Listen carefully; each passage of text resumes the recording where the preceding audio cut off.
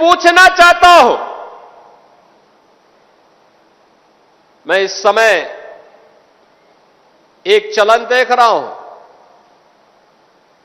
तमाम मौलवी और मौलाना इस समय एक बयान दे रहे हैं, कह रहे हैं गाय को राष्ट्रीय पशु घोषित करो। अबे हमने कहा कि गौ हमारी माता है, जन्म जन्मांतर का नाता है।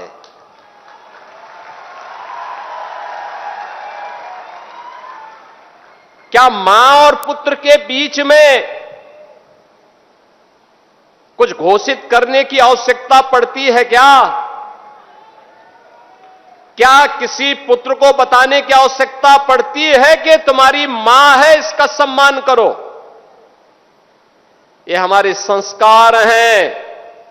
हमने अपनी मां के बारे में जो सम्मान का भाव रखते हैं वह भी, और हमने गाय को माता माना है, तो गाय तो हमारे लिए माता है, वो पशु नहीं। पशु तुम्हारी बुद्धि है जो तुम हमारी गौ माता को पशु बोलते हो। तुम्हारी सोच पशुवत है जो तुम गौ माता को पशु बोल रहे हो, और तुम्हारा ये दोगलापन है कि जो एक और गौकसी को प्रश्रय देते हो। मैं देख रहा था बकरीद में तमाम उनके चेले चपाटे अपने सोशल मीडिया हैंडल पर बकर ईद पर गौ माता का चित्र दिखा करके कह रहे थे कि बकर ईद की बधाई दे रहे थे। लेकिन मैं उनको बोलना चाहता हूं, यूपी में गौ हत्या का मतलब जान रहे हो ना क्या होगा? और जान रहे हो तो अगर जान रहे हो तो फिर अपने चेले चपाटों को समझा लो, नहीं तो कई कई पीढ़ियां याद करेंगी गौ माता के साथ किसी भी प्रकार की कोई हिमाकत की। तो मैं पूछना चाहता हूं, ये वही लोग हैं जो हमारी गौ माता को कह रहे हैं कि राष्ट्रीय पशु नहीं। अरे गौ माता तो स्वघोषित राष्ट्र माता है, उसको किसी को राष्ट्र माता घोषित करने की आवश्यकता नहीं। वैसे ही जैसे हमारी माता के बारे में किसी को परिचय देने की आवश्यकता नहीं पड़ती, जैसे गंगा माता के बारे में किसी को परिचय देने की आवश्यकता नहीं। हम सब गंगा माता की आरती करते हैं, गंगा पूजा करते हैं, अपने साथ गंगा पुत्र जोड़ करके अपने को सम्मानित महसूस करते हैं। हमारे तीर्थ मां गंगा के तट पर हैं, हमारे सारे संस्कार मां गंगा के तट पर संपन्न होते हैं। क्या कोई हमें बताएगा कि गंगा हमारी माता है? ये स्वतः स्फूर्त घोषित है, किसी आक्रांता कोई बताने की आवश्यकता नहीं। ये हमारे संस्कार हैं। हमने गौ को माता माना है, हमने गंगा को माता माना है, इसमें नहीं। मैं केवल एक बात पूछना चाहता हूं, पाकिस्तान से उस मजहबी निर्ममता के शिकार इन पाकिस्तानी विस्थापितों के बारे में, या देश भर में फैले हुए उन विस्थापितों के बारे में इन मौलाना और मौलवियों की कभी आवाज नहीं निकली, कभी नहीं निकली।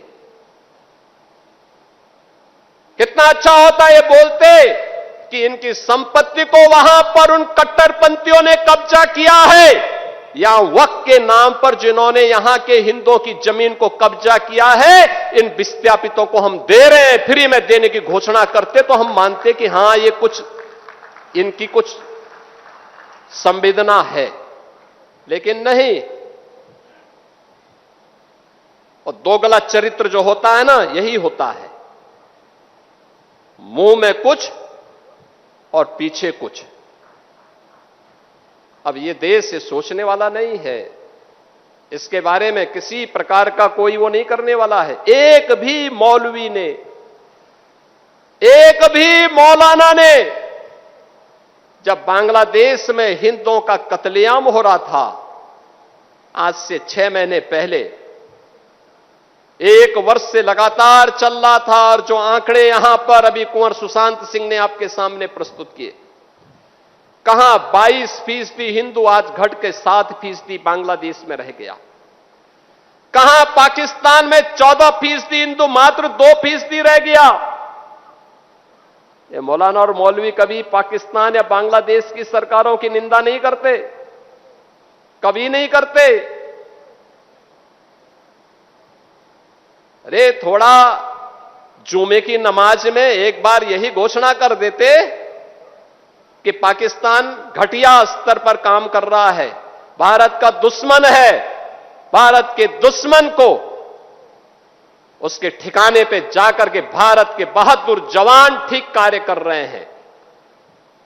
कुछ नहीं। और इसीलिए मैं कह रहा हूं, इसीलिए सरकार ने घोषित भी किया है। आपने देखा होगा बकरीद के अवसर पर किस किस प्रकार की हरकतें हो रही थी। वो तो गनीमत है कि सरकार ने पहले से ही कदम उठाए हुए हैं, तब शांतिपूर्ण तरीके से पर्व और त्योहार हो पा रहे हैं। नहीं तो पश्चिमी उत्तर प्रदेश में तो गनीमत थी जी, सबके बारे में बड़ा मुश्किल होता था। रामनवमी, शिवरात्रि, जन्माष्टमी, दुर्गा पूजा, कावड़ यात्रा, ये सब सपने हो गए थे। बेटी स्कूल नहीं जा पा रही थी, व्यापारी सुरक्षित नहीं रह पा रहा था।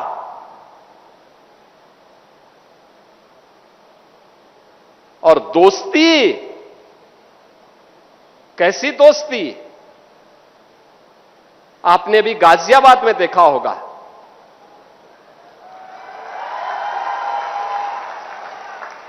दोस्ती की आड़ में छुरेबाजी, ये स्वीकार्य नहीं और कतई स्वीकार्य नहीं होगा। अगर कोई अपनी नालायक औलाद को समझा नहीं पा रहा है तो समझो कि गलती कर रहा है, गलती कर रहा है। याद रखना, हमारी संवेदना सामान्य नागरिकों के प्रति है। प्रधानमंत्री मोदी जी के नेतृत्व में पिछले 12 वर्ष में बिना भेदभाव के शासन की योजना का लाभ हर तबके को प्राप्त हुआ है। न जाति देखी गई, न क्षेत्र देखा गया, न भाषा देखी गई, न मत देखा गया, न मजहब देखा गया। सबका साथ और सबका विकास, योजनाओं का लाभ, विकास की योजनाएं बिना भेदभाव के, बिजली बिना भेदभाव के, कर्ज बिना भेदभाव के, बिना भेदभाव के शासन की योजना का लाभ। लेकिन देश भी तो अपेक्षा करता है कि संवेदना दिखाई दे, लेकिन वो संवेदना गायब वहां पे। और बहनों और भाइयों, इसीलिए मैं भी आपसे कहने के लिए आया हूं, यही कहने के लिए मैं भी आया हूं आज। हम सबको इस बात को ध्यान में रखना होगा, हम सबको इस बात को ध्यान में रखना होगा कि अहिंसा और करुणा ये मानवता के भूषण हैं, किंतु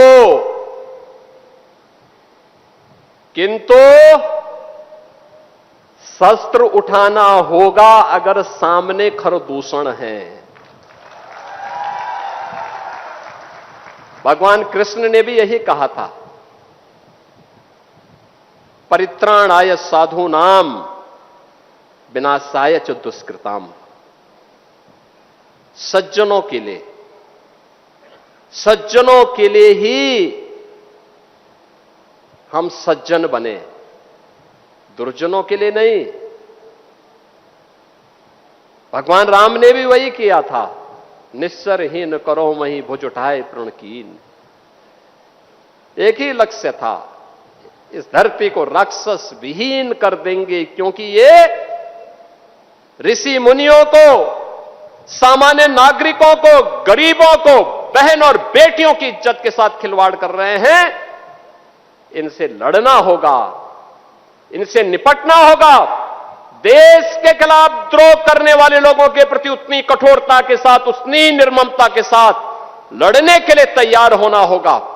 और आज का इस समारोह जो यहां पर हो रहा है, बहनों और भाइयों, उसी का हिस्सा है। एक संदेश देने का कार्यक्रम है। ये 1645 परिवार, जिसके माध्यम से लगभग 8 से 10 हजार की आबादी लाभान्वित होने जा रही है। इसमें पाकिस्तान से विस्थापित हुए लोग हैं, जिन्हें आजादी के बाद और आजादी के पहले पाकिस्तान से जबरन निकाल दिया गया, उनकी संपत्ति को कब्जा कर दिया गया। पूर्व सैनिक हैं, जिन्हें यहां पे सरकार ने लैंड आवंटित की थी, लेकिन उस लैंड आवंटन के फलस्वरूप उन्हें कभी यहां पर जो लीज डीड हुई थी, वह उनका मालिकाना अधिकार का हिस्सा नहीं बन पाया। आप सोचो ना, कितना पुराना, 75 साल, 80 साल बीत गए। 25 साल की एक पीढ़ी होती है, 3-3 पीढ़ी चली गई, कोई प्रोत्साहन नहीं। क्या कर रहे थे कांग्रेस के लोग? क्या कर रहे थे सपा के लोग? क्या कर रहे थे अन्य लोग? किसी के मुंह पे, सबके मुंह पे लगाम था। दूसरा, इनके दोहरे चरित्र को देखना हो तो सोचो, यह कार्यक्रम इसलिए संभव हो पाया है क्योंकि देश के यशस्वी प्रधानमंत्री श्री नरेंद्र मोदी जी ने और यशस्वी गृह मंत्री श्री अमित शाह जी ने देश के अंदर सिटीजनशिप अमेंडमेंट एक्ट पास करके सुनिश्चित किया कि पाकिस्तान, बांग्लादेश, अफगानिस्तान, इन सभी देशों में जो भी हिंदू, सिख, बौद्ध, जैनी, इन सबको विस्थापित करके भारत में भेज दिया और भाग करके वे भारत में आए हैं, शरण लेने के लिए भारत में आए हैं। 5 वर्ष से अधिक का समय हो गया है, तो उन्हें हम भारत की नागरिकता देंगे। याद करिए, एक्ट मोदी जी ने पास करवाया। उन हिंदुओं के लिए दुनिया के अंदर हिंदू, सिख, बौद्ध, जैनियों पर अत्याचार होंगे, कहां जाएंगे ये लोग? कहां जाएंगे? भारत में आएंगे। लेकिन भारत में कांग्रेस ने विरोध किया कि नहीं, इनको नागरिकता नहीं मिलनी चाहिए। ये बांग्लादेशी घुसपैठियों को नागरिकता देने वाले पापी हैं। ये भारत के खिलाफ द्रोह करने वाले अपराधियों को सम्मानित करते हैं। भारत का विभाजन करने वाली मुस्लिम लीग के साथ मिलकर के केरल में सरकार बनाते हैं, लेकिन हिंदुओं, सिखों, जैनियों और बौद्धों को मिलने वाले अधिकार में इनको ऐतराज था। ये कांग्रेस ने देश का विभाजन करवाया। इनके पाप के कारण देश का विभाजन हुआ, और देश का विभाजन होने के बाद जो पीड़ित हिंदू, बौद्ध, सिख, जैन यहां आए, उनको कहते हैं इनको नागरिकता नहीं मिलनी चाहिए। आंदोलन किए, बड़े बड़े धरने प्रदर्शन किए, बड़े बड़े प्रदर्शन किए इन लोगों ने। समाजवादी पार्टी, उसने भी प्रदर्शन किए, कहां नहीं होने देंगे। और मोदी जी ने भी ठाना था और हमने भी ठाना था कि हम होंगे, इसको जरूर करवाएंगे, जरूर करवाएंगे। और बहनों और भाइयों, आज मुझे अति प्रसन्नता है कि प्रधानमंत्री जी के इस विजन को आज हम यहां पे धरातल पर उतारने के लिए आपके बिजनौर की धरती पर आए हैं, बड़ापुर की धरती पर यहां पर आए हैं।